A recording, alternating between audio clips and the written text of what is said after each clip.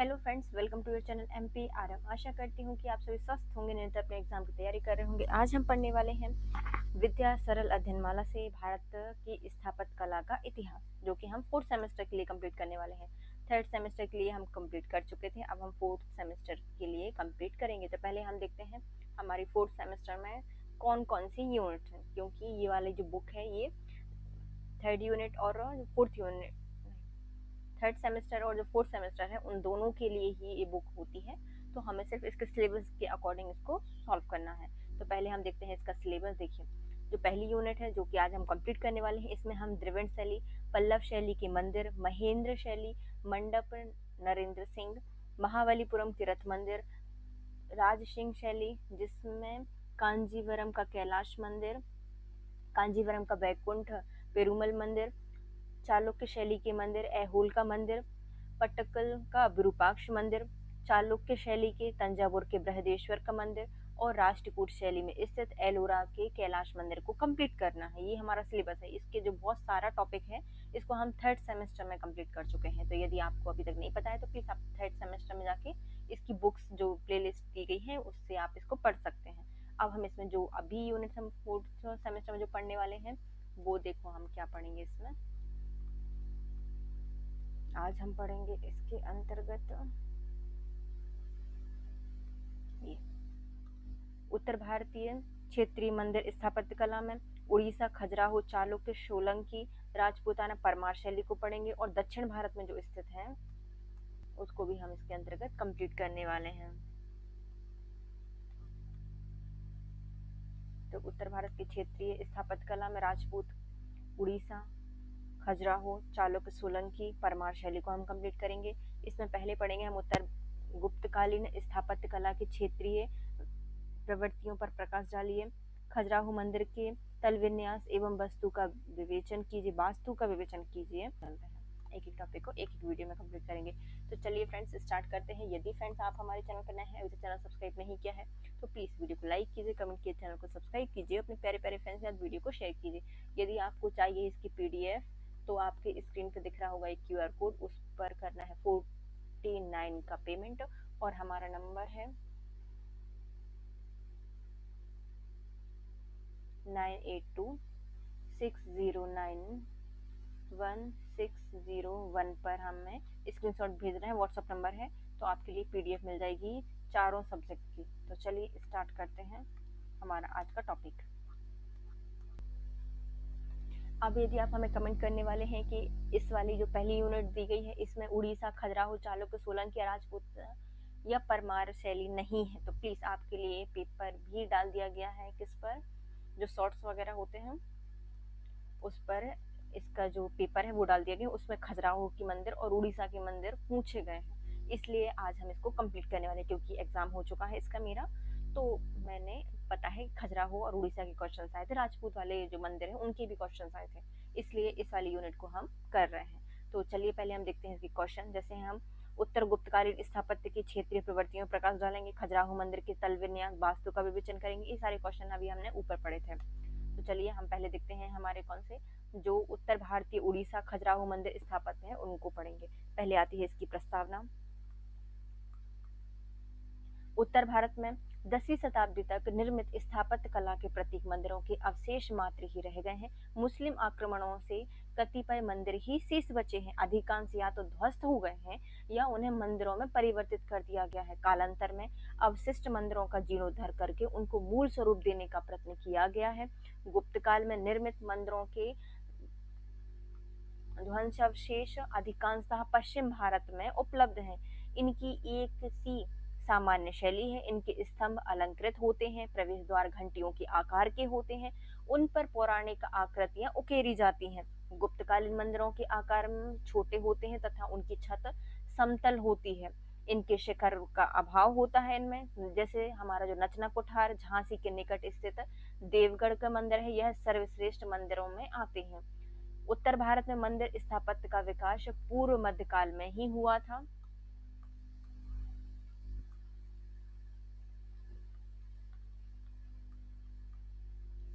इस काल की मंदिर स्थापत्य का विकास प्रादेशिक और क्षेत्रीय आधार पर हुआ है। इन शैलियों में निर्मित मंदिर स्थापत्य कला तीन प्रकार से विकसित हुई थी। पहले आते हैं उड़ीसा, दूसरा बुंदेलखंड, तीसरा गुजरात और दक्षिण राजस्थान। फिर आता है मालवा के प्रादेशिक शैली में निर्मित कृतियां सुरक्षित अवस्था में दृष्टिगोचर होती हैं।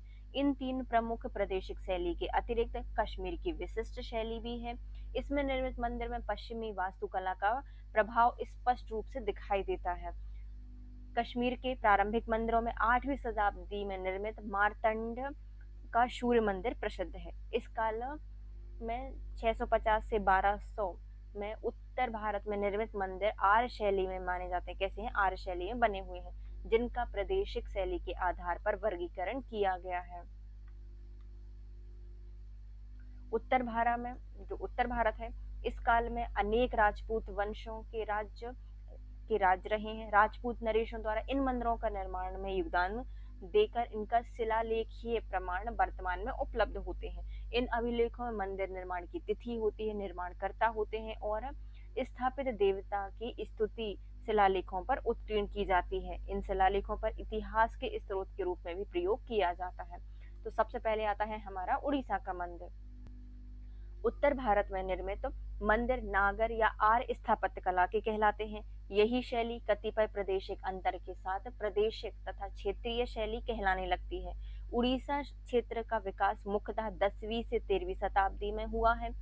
इस क्षेत्र की स्थापत्य कला के अंतर्गत भुवनेश्वर और पुरी के निकटवर्ती क्षेत्र के आसपास काल के मंदिरों का निर्माण किया गया था। मंदिरों के निर्माण और उनकी मूर्तियों के आधार पर धार्मिक है।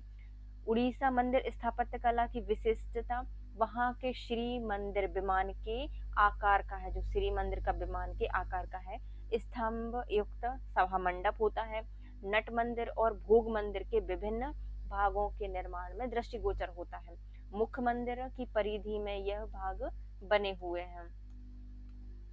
नेक्स्ट आता है उड़ीसा मंदिर स्थापत्य कला का सर्वश्रेष्ठ उदाहरण भुवनेश्वर का लिंगराज मंदिर है। उत्तर भारतीय स्थापत्य कला की विशेषता लिंगराज मंदिर के शिखर से प्रकट होती है। एक ऐसा शिखर है जो कि 1/3 ऊंचाई पर स्थित भीतर की ओर वक्राकार होने लगता है। तो क्या है? 1/3 ऊंचे उठने के बाद क्या होता है? अंदर के साथ ये अंदर की साइड वक्राकार हो जाता है तथा इसकी गोलाकार चोटी के ऊपर समतल पाषाण का मंडल या अमलक का एक कलश रखा होता है। भव्य वृत्ताकार शिखर का आकर्षण लंब रूप झरोखे द्वारा बढ़ जाता है। इस मंदिर का ठोसपन पृथ्वी पर दृढ़ आकार ग्रहण करता दृष्टिगोचर होता है। उड़ीसा शैली में निर्मित अधिकांश मंदिर इसी शैली में निर्मित किए गए हैं। फिर आता है भुवनेश्वर का लिंगराज मंदिर। भुवनेश्वर में स्थित है जो है ना, भुवनेश्वर स्थित लिंगराज मंदिर 4 विशाल कक्षों में निर्मित स्थित है। इसमें पहला आता है पूजा कक्ष, दूसरा आता है नित्य कक्ष, तीसरा आता है सभा कक्ष और चौथा आता है देवालय। भोग भवन, भोग मंदिर भी है, नाच मंदिर है, जगनमोहन और देवल है। देवालय का एक विशाल शिखर स्थित है इसके ऊपर। इसके साथ ही अन्य 3 भागों में छोटे छोटे आकार के विशिष्ट शिखर भी निर्मित किए गए हैं, किंतु जो दर्शक हैं उनकी दृष्टि मुख्यतः मुख्य शिखर पर जाती है। लिंगराज मंदिर की परिधि में अनेक छोटे छोटे मंदिर भी स्थित हैं। ये सभी मुख्य मंदिर की उड़ीसा शैली में ही निर्मित किए गए हैं। उड़ीसा मंदिर स्थापत्य शैली में मंदिरों की बाहर साज सज्जा पर विशेष ध्यान दिया जाता है तथा मूर्ति की कला महान कलाकृतियों की परिचायक है। किंतु मंदिरों के अतिरिक्त भाग में विशेष अलंकरण नहीं किया जाता है। मुख्य मंदिर की छतें पाषाण के बड़े स्तंभों पर आधारित होती हैं, किंतु सामान्यतः इनका प्रयोग छत का भार उठाने हेतु नहीं किया जाता। छत को जो लोहे के सरी जो सहतीर होते हैं उन पर टिका होता है। मंदिर स्थापत्य की तकनीक का एक आश्चर्यजनक आविष्कार है। लिंगराज मंदिर कहाँ पे है? उड़ीसा में स्थित है। नेक्स्ट आता है पुरी का विष्णु जगन्नाथ मंदिर। जगन्नाथ पंथ की आस्था का प्रतीक पुरी मंदिर जगन्नाथ मंदिर कला का उत्कृष्ट नमूना है। इस मंदिर का निर्माण 1100 ईस्वी के लगभग दक्षिण भारतीय नरेश अनंत बर्मन चौड़गंग ने करवाया था। इसके पश्चात भी इसका निर्माण चलता रहा। पुरी के लिंगराज मंदिर की रूपरेखा पर ही इसको बनाया गया है। जगन्नाथ मंदिर समुद्र तट पर ही स्थित है। इसकी लंबाई 310 फीट है। चौड़ाई 80 फीट है और अटारी युक्त जो शिखर है उसकी ऊंचाई है 200 फीट। ऊंचे स्थान पर इसको निर्मित किया गया है। ऊंचे शिखर के कारण यह मंदिर कई मीलों तक अपना अभाव व्यक्त करता है, अपना प्रभाव दिखाता है। इसके विभिन्न भागों में प्रभावशाली अनुपात प्रकट होते हैं, अलग अलग अनुपात से इसको बनाया गया है। जगन्नाथ मंदिर पर समुद्री तट वायु के प्रभाव के कारण इस क्षति को सुधारने हेतु समय समय पर इसके नवीनीकरण से इसको मौलिक रूप नहीं रहा है। नट मंदिर के किनारों पर मूलभूत जो मूल रूप था वह नष्ट हो गया है। एक वक्राकार ढांचे के रूप में 16 स्तंभों के सभा कक्ष के रूप में भी उड़ीसा शैली प्रकट होती है। प्रमुख मंदिरों के आसपास 30 से 40 लघु मंदिर स्थित हैं। दक्षिण भारतीय गंग नरेश द्वारा निर्मित होने पर भी जगन्नाथ मंदिर के दक्षिण भारतीय द्रविड़ मंदिर स्थापत्य का प्रभाव दृष्टिगोचर नहीं होता। नेक्स्ट आते हैं उड़ीसा मंदिर स्थापत्य कला का कालक्रम। प्रथम काल उड़ीसा प्राचीन कलिंग राज के अधिकांश मंदिरों का निर्माण 900 से 1300 के मध्य बनवाया गया था। मुख्यतः उत्तर भारत के आर्य और नागर मंदिर स्थापत्य के होकर भी उड़ीसा मंदिर समूह को प्रादेशिक उड़ीसा मंदिर स्थापत्य कला कहा जाता है। सर्वप्रथम मंदिरों के एक समूह का निर्माण गंजाम जिले में हुआ था, जिसका प्रतीक 9वीं शताब्दी में निर्मित मुखलिंगम मंदिर समूह की शैली दक्षिण के प्रारंभिक चालुक्य मंदिरों के समान है। इस समूह को मंदिर निर्माण कला के चालुक्य एवं गुप्त दोनों शैलियों का प्रभाव दृष्टिगोचर होता है। किसमें है? मुखलिंगम मंदिर में। कहाँ पर स्थित है ये? और ये स्थित है सबसे पहले जंगम गांव में।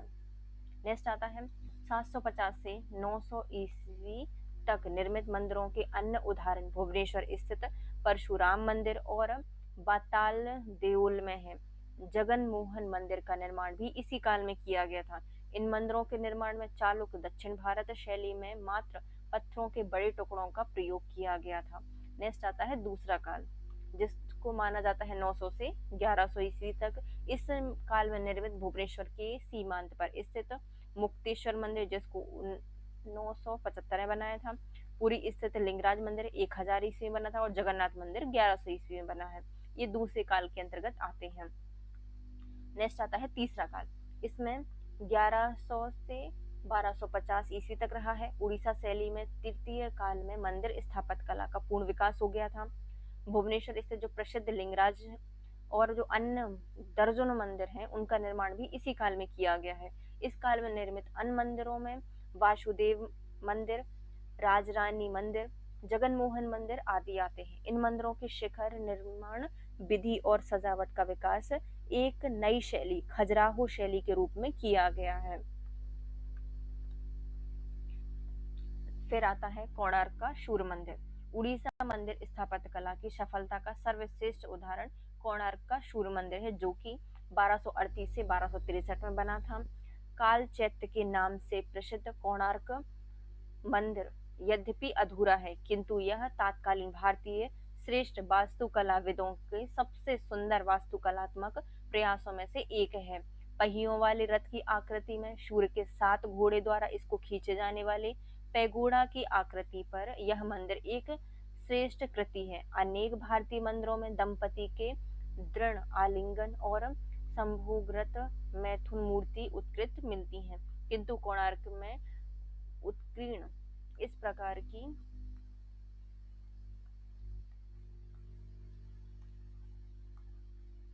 मूर्तियां अधिक स्पष्ट हैं।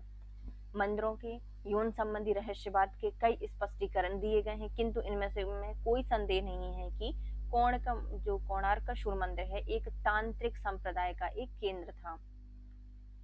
नेक्स्ट आता है खजुराहो शैली। खजुराहो मंदिर स्थापत्य शैली का विकास 10वीं सदी में बुंदेलखंड के चंदेल राजवंशों के समय हुआ था। खजुराहो मंदिर समूह झांसी के दक्षिण पूर्व छतरपुर भाग के निकट स्थित है। यह मंदिर स्थापत्य कला उड़ीसा की समकालीन होकर भी उड़ीसा शैली से पृथक है। खजुराहो मंदिर स्थापत्य में आदर्श रूप में एक देवालय, सभा भवन और बरसाती युक्त प्रवेश द्वार है। मंदिर में मुख्य शिखर के साथ अन्य छोटे छोटे शिखरों को स्थापित करना खजुराहो शैली की विशिष्टता है। खजुराहो मंदिर शैली की बाह भाग अत्यंत मनोरम विधि प्रकार से देवी देवताओं से उत्कीर्ण मूर्ति और आलिंगन से युक्त है। खजुराहो मंदिर स्थापत्य कला में काम वासना की चेष्टा को पाषाण पर उकेर कर एक नई भावना का विश्लेषण किया गया है। नेक्स्ट आते हैं, खजुराहो में एक कृत्रिम झील के तट पर निर्मित 30 मंदिरों का एक समूह है। इसमें से हिंदू जैन दोनों धर्मों के मंदिरों का समावेश है। हिंदू मंदिरों में शिव, विष्णु, ब्रह्मा, सूर्य, जगदम्बा, 64 योगिनी मंदिर एवं जैन मंदिरों में तीर्थंकर, शांतिनाथ, पार्श्वनाथ मंदिर उल्लेखनीय है। खजुराहो के कुछ मंदिर पंचायतन शैली में निर्मित है। इस शैली के अनुसार एक ऊंचे मंच पर मुख्य देवतायन और उसके चारों कोने पर सहायक देवतायनों के मंदिरों का निर्माण किया जाता है। मतलब पहले एक प्रमुख देवता होंगे, उनके चारों तरफ उनके सहायक देवताओं के मंदिर बनाए जाते हैं। खजुराहो में स्थित कंदरिया महादेव मंदिर इस शैली का बना हुआ है। इसके प्रत्येक अंश में अतिशय सुंदर मूर्तियां उत्कीर्ण की गई हैं। उड़ीसा स्थित प्रत्येक मंदिर के बाह्य एवं आंतरिक भाग में विभिन्न देवी देवताओं की मूर्ति, नाग, व्याघ्र, विभिन्न कीड़ाओं की भाग भंगिमाएं प्रदर्शित करते हुए कामरत स्त्रियां, अप्सराएं आदि खोदकर उकेरी गई हैं। खजुराहो स्थित मंदिर में उत्कीर्ण यह सभी आकृतियां विभिन्न या अत्यधिक सजीव एवं आकर्षक हैं। आश्चर्यजनक चित्र, विल्लारी मूर्तिकला की स्वर्ण युक्त कल्पना की सूक्ष्मता एवं वैभव, अलंकरण का उत्कृष्टता एवं विविधता के शिल्प चातुर्य की दृष्टि से उत्तर भारत में खजुराहो मंदिर स्थापत्य कला सर्वोत्कृष्ट मानी जाती है। नेक्स्ट आती है, खजुराहो और उड़ीसा शैली में मंदिर अंतर क्या है। दोनों खजुराहो मंदिर में और उड़ीसा जो मंदिर है उन दोनों की मंदिरों की शैली में क्या अंतर है। खजुराहो मंदिर स्थापत्य का विकास चंदेल वंशों के द्वारा 1000 से 1100 ईस्वी के समय कराया गया है। इस स्थापत्य की खोज उड़ीसा स्थापत्य से भिन्न है। उड़ीसा मंदिर स्थापत्य के अंतर्गत मंदिर के भाग अलग अलग बने होकर दिलानों से जुड़े होते हैं, किंतु खजुराहो के जो स्थापत्यकारों द्वारा संपूर्ण मंदिर को पूर्ण रूप से प्रस्तुत करके प्रत्येक भाग की छत पर छोटे छोटे शिखरों का निर्माण करके उठान लेकर स्थापित किया गया है। गर्भगृह के ऊपर मुख्य शिखर स्थापित किया जाता है। खजुराहो मंदिरों के शिखर की योजना टेढ़ी रेखाओं सहित इस प्रकार से बनाई गई है कि नीचे से ऊपर तक दृष्टिपात करते समय संपूर्ण शिखर योजना छोटे छोटे पर्वतों से घिरी एक ऊंची चोटी के समान प्रतीत होती है। मतलब बहुत सारे पर्वत हैं, छोटे छोटे से ऊपर एक बड़े पर्वत के पास जाते हैं, ऐसा प्रतीत होता है। इस शिखर की योजना को सर्वोत्कृष्ट उदाहरण हमें कंदरिया महादेव मंदिर में देखने को मिलेगा, जो कि पंचायत शैली में निर्मित है। खजुराहो मंदिर स्थापत्य शैली में कक्षों, छतों पर निर्मित छोटे छोटे से शिखरों के साथ प्रमुख शिखर जो गर्भगृह पर स्थित है उसको प्रभाव उत्कर्षक ढंग से स्थापित करने की स्थापत्य कला ही इसकी विशिष्टता है। उड़ीसा शैली के मंदिरों की छत पिरामिड के आकार की है, जबकि खजुराहो के जो शिल्पी हैं उन्होंने शिखर योजना में प्रभाव उत्पन्न करने हेतु टेढ़ा शैली का प्रयोग किया है।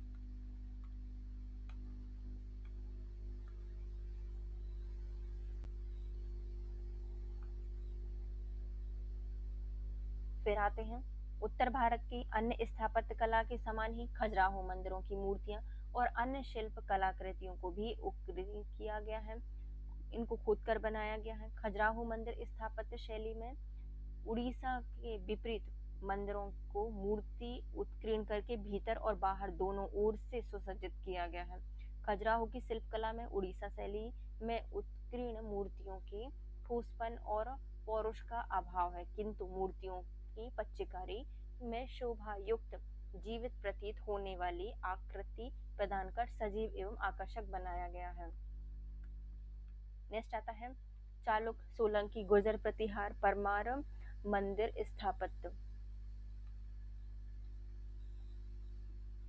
उत्तर भारत में चालुक्य, सोलंकी, गुर्जर प्रतिहार, परमार कालीन मंदिर स्थापत्य शैली में संक्षिप्त विवरण लिखना है उनका। प्रारंभिक चालुक्य मंदिरों की वास्तुगत विशेषताओं पर प्रकाश डालिए। उत्तर भारत में 650 से 1200 ईस्वी के मध्य गुजरात राजपूताना मालवा की क्षेत्रीय मंदिर स्थापत्य शैली पर संक्षिप्त प्रकाश डालिए। निम्नलिखित क्षेत्रीय मंदिर स्थापत्य पर टिप्पणी लिखिए। पहले आते हैं चालुक्य सोलंकी शैली गुजरात, गुर्जर प्रतिहार शैली राजपूताना, तीसरी आती है परमार शैली मालवा। सबसे पहले आती है प्रस्तावना। हर्ष के अवसान के पश्चात इसका उत्तर भारत का साम्राज्य 7वीं शताब्दी से 12वीं शताब्दी तक राजपूतों के उत्कर्ष से अनेक भागों में विभक्त हो गया था। जैसे इनका उत्कर्ष हुआ, अनेक भागों में इसका विभक्त हो गया पूरे शैली।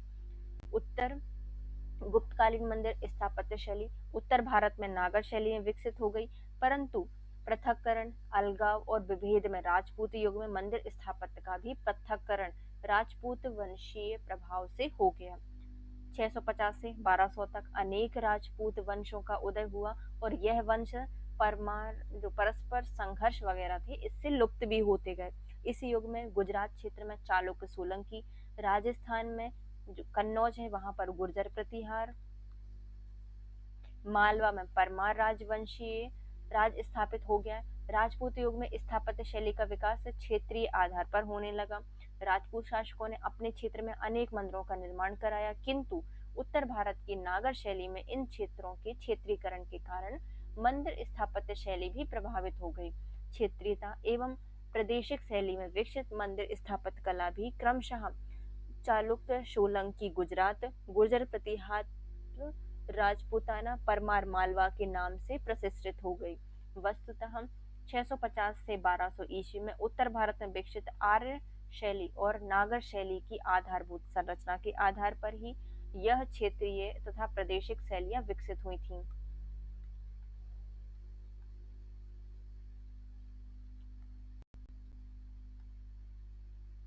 किंतु क्षेत्रीयता के आधार पर इन शैलियों में अंतर स्पष्ट हो सकता है। यह अंतर मंदिर स्थापत्य हेतु स्थानीय पाषाण सामग्री और अलंकरणों से प्रयुक्त क्षेत्रीय कलाकारों की कृतियों से स्पष्ट दृष्टिगोचर होता है। क्षेत्रीय शैलियों में निर्मित अधिकांश मंदिरों में शिलालेखीय प्रमाण उपलब्ध होने के कारण इसका वर्गीकरण अंश यथा चालुक्य सोलंकी, गुर्जर प्रतिहार और परमार शैली में किया गया है। नेक्स्ट आते हैं चालुक्य सोलंकी शैली। इतिहास में चालुक्य एवं चालुक्य शब्द का प्रयोग सामान्यतः छात्रों में भ्रम हो जाता है। चालुक्य और चालुक्य में ज्ञान तलब है कि चालुक्य वंश सोलंकी वंशी राजवंश था। इस वंश का राजकाल 9वीं से 12वीं शताब्दी तक गुजरात और मालवा क्षेत्र के पश्चिमी भाग में रहा है, जबकि जो चालुक्य हैं उनका राजकाल दक्षिण भारत में 8वीं सदी में समाप्त हो गया था। 8वीं सदी के मध्य में पूर्व चालुक्यों का राष्ट्रकूट वंश पर विजय स्थापित हो गई थी। चालुक्य हैं उनका जो राष्ट्रकूट है उन वंश पर विजय प्राप्त हो गई थी। उत्तर भारत में गुजरात के चालुक्य सोलंकी वंश कालांतर में गुर्जर प्रतिहार वंश के अधीनस्थ शासक बन गए थे। अतः उत्तर भारत में गुजरात के चालुक्य एवं दक्षिण भारत के पूर्वी चालुक्य के संबंध में स्पष्ट धारणा के साथ ही क्षेत्रीय मंदिर स्थापत्य की विवेचना करना भी उचित होगा। सामान्यतः गुजरात एवं दक्षिण भारत में इस राजवंश के लिए चालुक्य शब्द का ही प्रयोग किया जाता है। मंदिर स्थापत्य कला की पश्चिमी शैली में गुजरात के चालुक्य एवं सोलंकी राजवंशों के संरक्षण में 11वीं से 13वीं शताब्दी में चालुक्य सोलंकी शैली का विकास हुआ। फारस और अरब देशों में सामुद्रिक व्यापार के कारण पूर्व मध्यकाल में गुजरात एक समृद्धशाली राज्य बन गया तथा यहाँ के राजवंशों नरेश, मंत्री एवं धनाढ़ वर्णिकों ने अपने धन का उपयोग प्रसिद्ध हिंदू और जैन मंदिरों के निर्माण में किया। चालुक्य वंश और सोलंकी वंश का राज गुजरात, राजस्थान और मालवा क्षेत्र में विस्तृत था। इस क्षेत्र में चालुक्य सोलंकी शैली के अनेक प्रसिद्ध मंदिरों का निर्माण किया गया जो कि आज भी उपस्थित हैं। इस शैली में चंदेल वंशी खजुराहो मंदिर से अधिक भिन्न नहीं है। इस शैली के मंदिर भी ऊंचे चबूतरे पर स्थित है। सामान्यतः इन शैली पर भी एक देवालय, एक कक्ष और एक बरसाती के प्रवेश द्वार का निर्माण किया जाता है। गुजरात में सोलंकी राजवंशों के राजाश्रय में निर्मित रुद्रपाल का मंदिर, मोढेरा का सूर्य मंदिर प्रसिद्ध है। राजस्थान के जोधपुर क्षेत्र में ओशिया नामक स्थान पर 16 हिंदू एवं जैन मंदिरों के समूह इसी शैली में निर्मित किए गए हैं। चित्तौड़ का कालिका माता चित्तौड़ का कालिका माता मंदिर उदयपुर के निकट पर्वतीय घाटी में स्थित है। एक लिंगी जी का मंदिर भी इसी काल में निर्मित किया गया था। एक लिंगी जी का मंदिर अपने विशाल शिखर, उप शिखरों और गोल गुंबद, सभा मंडप, स्तंभ और उनकी अलंकरण के लिए विख्यात है। इसी शैली में सूक्ष्म अलंकरण और साज सज्जा युक्त शीतल श्वेत संगमरमर के माउंट आबू के मंदिरों की उत्कृष्टता प्रसिद्ध है। चालुक्य शैली में निर्मित रतलाम के निकट बीलपंख का शिव मंदिर चालुक्य शिलालेख उत्कीर्ण कर निर्मित किया गया था। सौराष्ट्र में स्थित गिरनार और शत्रुंजय शत्रुंजय जैन मंदिर के समूह भी इसी काल में निर्मित किए गए थे। गुजरात के अहिंदवाड़ा में स्थित जो सोलंकी राजवंशों के संरक्षण में स्थित अनेक मंदिरों का निर्माण किया गया था। गुजरात में अहिलवाड़ा के सोलंकी राजाओं के संरक्षण में भी अनेक मंदिर तथा शिल्प कलाकृतियों का निर्माण इसी काल में किया गया था। सन 900 से 1200 में उत्तर भारत के राजपूत राजवंशों में सतत संघर्ष भी इसी सीमाओं में परिवर्तन होती रही है। इस परिवर्तन का प्रभाव मंदिर स्थापत्य शैली पर भी देखने को मिला है। मालवा में गुजरात के गुर्जर चालुक्य वंश का आधिपत्य 12वीं शताब्दी में पड़ा था। अतः मालवा के गौरवशाली परमार कालीन स्थापत्य कला भी चालुक्य शैली से प्रभावित हुई। चालुक्य सोलंकी नरेश सिद्धराज जयसिंह ने मालवा राजा परमार नरेश यशोवर्मन को पराजित करके 12वीं शताब्दी के अंतिम दशक में धार और उज्जैनी क्षेत्र पर अधिकार कर लिया। जयसिंह सिद्धराज ने उज्जैनी और बीलपांक में पूर्व निर्मित मंदिरों को चालुक्य शैली में परिवर्तित करके अपनी क्षेत्रीय गुजरात कला अभिरुचि को संस्थापित किया था। सिद्धराज जयसिंह को 2 प्रशस्तियां शिलालेख मालवा क्षेत्र से प्राप्त होती हैं। इनकी है ना, इनकी सिद्धराज जयसिंह की कहां से, मालवा क्षेत्र से प्राप्त होती हैं। उज्जैनी प्रशस्ति जिसमें सिद्धराज जयसिंह और सिद्धराज जयसिंह द्वारा मालव नरेश यशोवर्मन को पराजित करके महाराजाधिराज परमेश्वर त्रिभुवनगढ़ सिद्ध चक्रवर्ती अवंतीनाथ बिरुदावली धारण करने का उल्लेख मिलता है।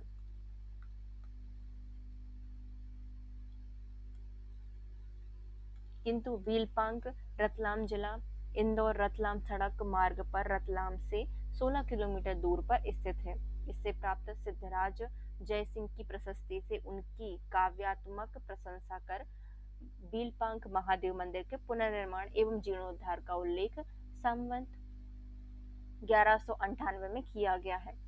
उक्त स्थिति में इस मंदिर में निर्मित अन्य मंदिरों की शैली परमार चालुक्य शैली बन गई है। बीलपांक स्थित महादेव मंदिर परमार चालुक्य शैली का सर्वोत्कृष्ट उदाहरण होकर भी आज भी पूर्व अवस्था में है। नेक्स्ट आता है बीलपांक मंदिर। मध्य प्रदेश के मालवा भूभाग में परमार एवं चालुक्य शैली के बीलपांक महादेव का मंदिर शिलालेखीय प्रशस्ति के अनुसार अहिलवाड़ा के चालुक्य नरेश जयसिंह सिद्धराज द्वारा जीर्णोद्धार कराकर नवनिर्मित रूप से निर्मित कराया गया था। मंदिर के चारों कोनों पर प्रत्येक कोण पर एक सहायक मंदिर है। इस मंदिर और विदिशा जिले में स्थित उदयपुर ग्राम के उदयेश्वर मंदिर एवं पूर्वी निमाड़ के ऊन ग्राम में स्थित चौबारा डेरा मंदिर की शैली में साम्यता है। ज्ञातलब है कि ये तीनों मंदिर परमार काल के ही हैं। कौन सा? पहले आता है विदिशा का उदयेश्वर मंदिर, दूसरा अपना पिंक जो ये है बीलपांक मंदिर, और तीसरा आता है चौबेरा डेरा मंदिर। बीलपांकेश्वर मंदिर का मूल शिखर मुस्लिम आक्रमण के कारण उनके समय ध्वस्त हो गया था। वर्तमान में इसको पुनः स्थापित करके मंदिर की भव्यता में वृद्धि की गई है। 5.20 मीटर के वर्गाकार गर्भगृह में शिवलिंग के चारों ओर 4 स्तंभ स्थित मंडप बनाया गया है। स्तंभ अलंकृत है। स्तंभों का आकार अष्टभुजाकार होकर इसके 8 मुखों भाग पर चैत्य गवाक्ष अलंकृत है। गर्भगृह द्वार 7 शाखाओं से युक्त है। सभी शाखाओं के निचले भागों में देव परिचायकों की प्रतिमाएं उत्कीर्ण है। इसके साथ ही गंगा के साथ त्रिभंग मुद्रा में परिचारिका मूर्ति दोनों हाथों में हार लिए हुए उत्कीर्ण की गई है। इसके अतिरिक्त त्रिभंग मुद्राएं भी कुबेर, कश्यप, यमुना, चतुर्भुज शिव द्वारपाल, चतुर्भुज विष्णु द्वारपाल, चतुर्भुज गणेश आदि की मूर्तियां उकेरी गई हैं।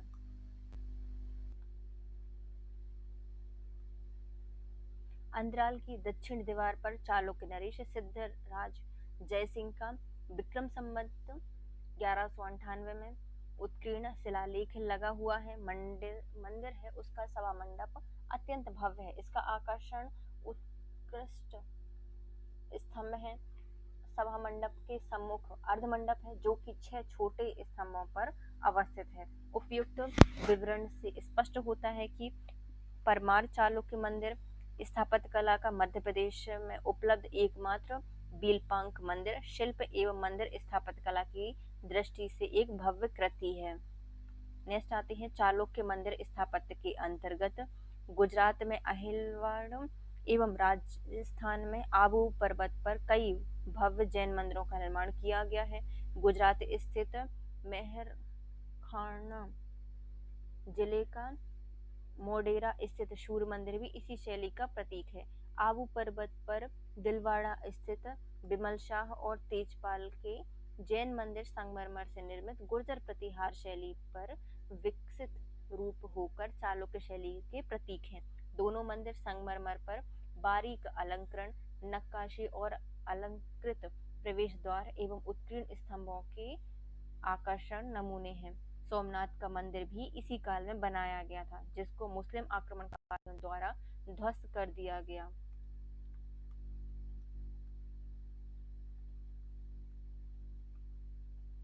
और इसका जीर्णोद्धार करा के नया मंदिर बनाया गया। चालुक्यकालीन मंदिर स्थापत्य का उत्कृष्ट उदाहरण गुजरात में ही सिद्धपुर तीर्थ स्थान पर स्थित रुद्रपाल का मंदिर है। गुर्जर प्रतिहारों के पश्चात चालुक्य वंशी राजाओं ने पश्चिम भारत में मंदिर स्थापत्य का ही नहीं वर्ण विकसित कर अनेक मंदिरों का निर्माण भी कराया है। नेक्स्ट आते हैं गुर्जर प्रतिहार शैली। हर्ष की मृत्यु के पश्चात इसके विखंडित विशाल राज्य पर शासन करने वाले राजपूत वंशों में सर्वाधिक महत्वपूर्ण थे गुर्जर प्रतिहार वंश। प्रारंभ में गुजरात में 7वीं शताब्दी में गुर्जर निपति वंश का शासन था। वहां से मंदौर प्रतिहार वंश ब्रह्म क्षत्रिय वंश का शासन स्थापित हो गया। 837 से 861 नवीं शताब्दी में प्रतिहारों ने राजपूताना वर्तमान राजस्थान तथा कन्नौज पर प्रभुत्व स्थापित करके चहमानों को अपना अधीनस्थ सामंत बना लिया था। गुजरात से उद्भूत गुर्जर अब गुर्जर प्रतिहार वंश के रूप में समस्त उत्तर भारत पर सत्ता स्थापित कर एक सशक्त शक्ति के रूप में छा गए थे। 8वीं से 10वीं शताब्दी तक इस वंश के शासकों और इन वंश के शासकों में सबसे पहले आते हैं हमारे नागभट्ट प्रथम। वत्सराज नागभट्ट द्वितीय ने राजस्थान से मालवा तक अपने साम्राज्य का विस्तार किया। नागभट्ट द्वितीय ने कन्नौज को अपनी राजधानी बनाया। इस वंश के उत्तरकालीन नरेश में मेहरभोज महेंद्रपाल महीपाल ने मुस्लिम विजय के पूर्व उत्तर भारत में राजनीतिक एकता स्थापित कर पश्चिमी उत्तर भागों में होने वाले मुस्लिम, अरब तथा तुर्क आक्रांताओं को इस विशाल दृढ़ प्राचीर बनाकर रोक दिया। गुर्जर प्रतिहार नरेश कवियों विद्वानों के संरक्षक ही नहीं बल्कि कला प्रेमी भी थे। इनके राजकाल में निर्मित मंदिरों की शैली गुर्जर प्रतिहार मंदिर स्थापत्य शैली के नाम से जानी जाती है। 8वीं सदी 8वीं सदी के पश्चात उत्तर भारत में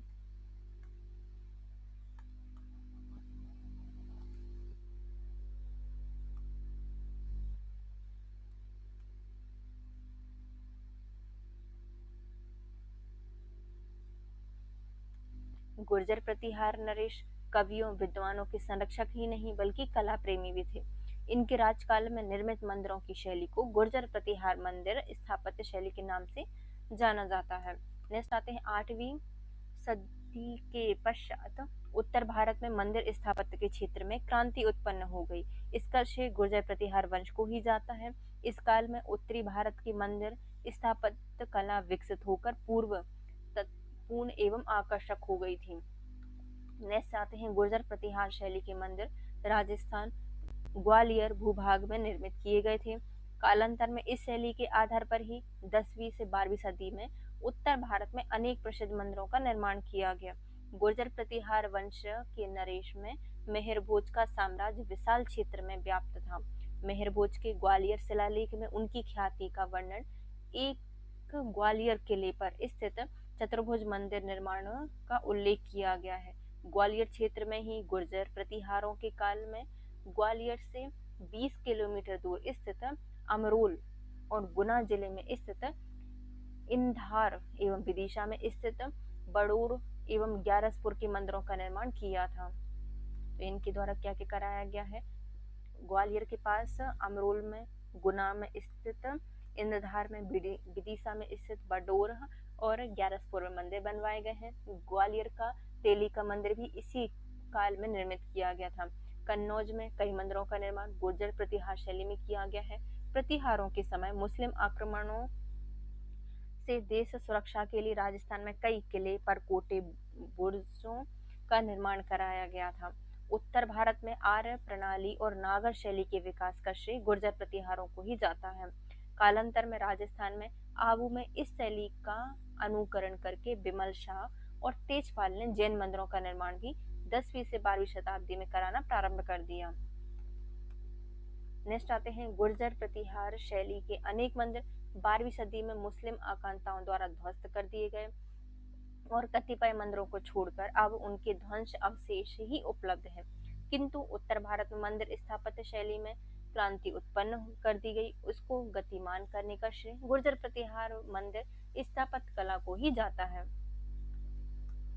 परमार शैली मालवा और आबू क्षेत्र में परमार वंश का राज्यकाल 1000 से 1200 ईस्वी तक रहा है। परमार शैली में हिंदू जैन मंदिरों की श्रृंखला मालवा भूभाग में उपलब्ध होती है। काले और भूरे पत्थरों से निर्मित इस शैली के मंदिर ग्यारसपुर, नेमावर, धार, ऊन और उन स्थानों पर स्थित हैं जहां पर ये परमार वंशों का राज रहा होगा। परमार मंदिरों के निर्माण शैली में शिल्पकला, अलंकरण, शिखर, सभा मंडप और स्तंभों पर स्थानीय कला का प्रभाव दृष्टिगोचर होता है।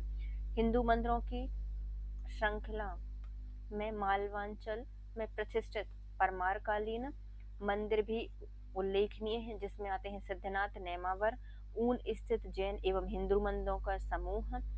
परमार उदयादित्य के द्वारा इसको निर्मित कराया गया था। फिर आता है बीजवाड़ देवास का जैन मंदिर, नेमावर का विष्णु मंदिर, मूड़ी मंदसौर जिले का शिव मंदिर, विदिशा का बीजा मंदिर और ग्यारसपुर का माला देवी का मंदिर परमारकालीन स्थापत्य कला का उत्कृष्ट नमूना है। कौन कौन से मंदिर हैं? सिद्धनाथ का नेमावर, ऊन में स्थित हिंदू और जैन मंदिर उदयादित्य ने बनवाए थे। बीजवाड़ा में, देवास में जैन मंदिर, नेमावर में विष्णु भगवान जी का मंदिर, मूड़ी मंदसौर में शिव मंदिर, विदिशा में बीजा मंदिर और ग्यारसपुर में माला देवी का मंदिर परमार वंश के स्थापत्य कला का उत्कृष्ट नमूना है। मालवा में भोज के राजकाल में भी अनेक हिंदू मंदिर सरोवरों का निर्माण कराया गया था। परमार स्थित नरेश भोज ने 1001 से 1053 की उदयपुर विदिशा शिलालेखीय प्रशस्ति में उल्लेख है कि उन्होंने अनेक मंदिरों का निर्माण कराया था। प्रशस्ति में केदारेश्वर, सोमेश्वर और सोमनाथ मंदिर का भी उल्लेख है। स्पष्ट है कि इन नामों का संदर्भ मालव क्षेत्र में निर्मित इन नाम उल्लेख के मंदिरों से होता है। प्रशस्ति के काल रुद्र और अनिल मंदिरों का भी संदर्भ दिया गया है। मालव क्षेत्र, जो मालवा क्षेत्र है, यहाँ में इन मंदिरों के अवशेष खोज निकालने में जो पुरातत्ववेत्ता हैं उनको यादवधि सफलता नहीं मिली है, किंतु भोज निर्मित मंदिर भोजपुर भोपाल के निकट स्थित मंदिर काव्यकला पूर्ण स्तंभ युक्त शिखर वाला मंदिर प्रसिद्ध है। कैसा है? काव्यकला पूर्ण है, स्तंभ युक्त शिखर वाला मंदिर है। इस मंदिर का विस्तार 66 फीट है। मंदिर के शिखर युक्त स्तंभों की ऊंचाई लगभग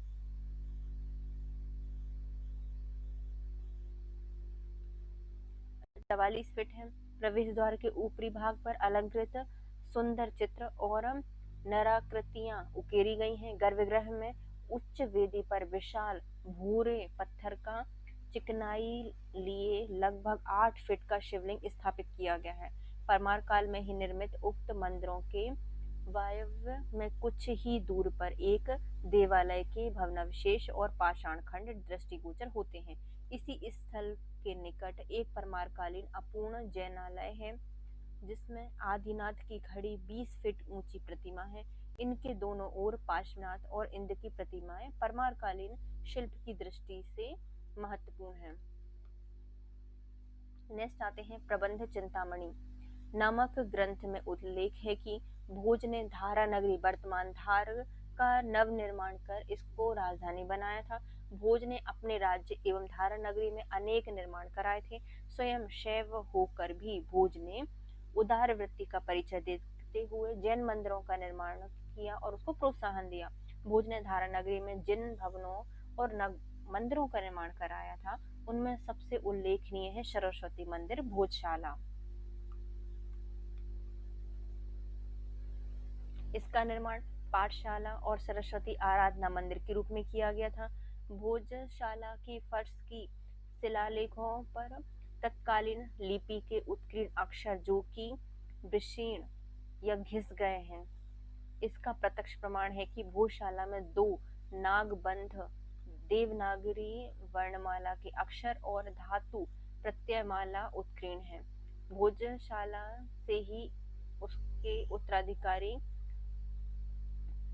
नरवर्मन का अभिलेख या शिलालेख में मिलता है। सरस्वती की पाषाण प्रतिमा भी उपलब्ध हुई है। यह प्रतिमा वर्तमान में लंदन संग्रहालय में रखी हुई है।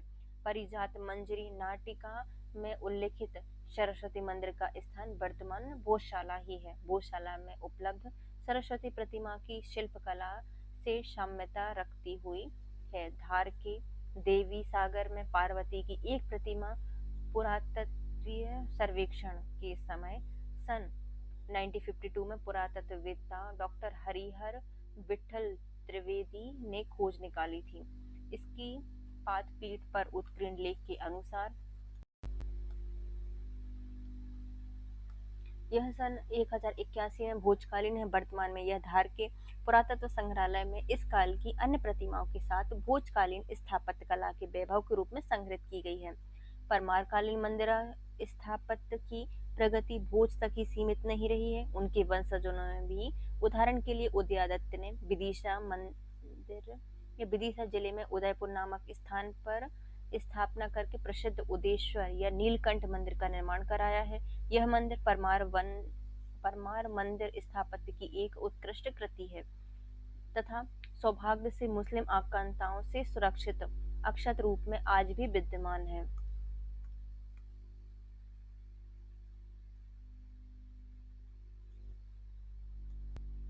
परमार नरेश उदयादित्य ने राजकाल में ही पूर्व निमाड़ जिले में ऊन नामक स्थान पर मंदिरों के एक समूह निर्मित कराया था।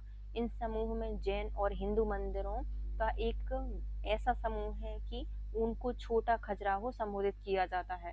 परमार मंदिर स्थापत्य की प्रगति के सूचक दक्षिण माला भूभाग में अनेक मंदिर उपलब्ध हैं। इसमें नेमावर देवास का सिद्धनाथ मंदिर तथा उसके निकट विष्णु मंदिर, बीजवाड़ देवास जिले का मस्त जैन मंदिर, मूड़ी मंदसौर मंदिर का शिव मंदिर, मंदसौर जिले में स्थित शिव मंदिर, मक्कला में उज्जैन जिले के हिंदू मंदिर और विदिशा में बीजा मंडल मंदिर तत्कालीन परमार मंदिर स्थापत्य के उत्कृष्ट उदाहरण होकर भोजकालीन शिल्पकला एवं मंदिर स्थापत्य के व्यापक प्रभाव का द्योतक है। परमार नरेश यशोवर्मन पर चालुक्य सिद्धराज जयसिंह की विजय के पश्चात चालुक्य नरेश ने गुजरात से शिल्पकारों को बुलाकर परमारकालीन मंदिरों का जीर्णोद्धार कराया था। अतः बीलपांक तथा उसके निकट स्थित धराड़ के शिव मंदिर की स्थापत्य में चालुक्य शैली के सम्मिश्रण से परमार चालुक्य मंदिर स्थापत्य कला का उद्भव हो गया था। इसके साथ हमारा आज का टॉपिक होता है कंप्लीट। नेक्स्ट में हम पढ़ेंगे दक्षिण भारतीय क्षेत्रीय मंदिर स्थापत्य कला। तब तक के लिए bye guys. If you like my video please share subscribe and